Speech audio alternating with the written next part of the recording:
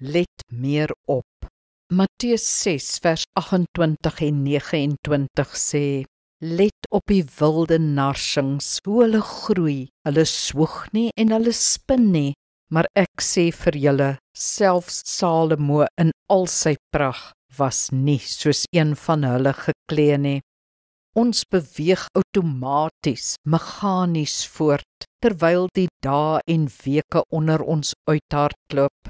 Ons moet eenvoudig meer intentioneel leef, meer aandag gee aan dit voor ons en om ons en waar die Here inpas. Anders verpas ons die lewe.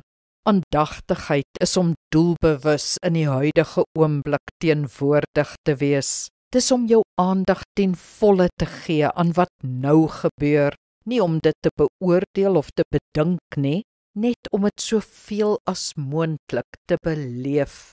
Oefen dit.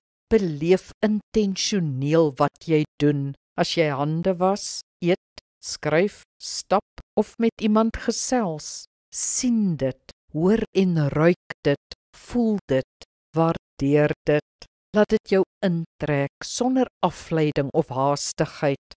Bid in daardie oomblikke, dankie, dankie, dankie.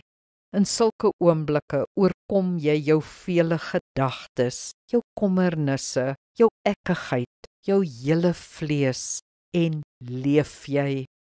Kom ons bid saam. Hemelse Vader, help my om te let op die lelies en die narsings, op die mense wat met my praat, op die inhoud van my gedagtes en gevoelens, om dit te waardeer en in lyn te bring met U.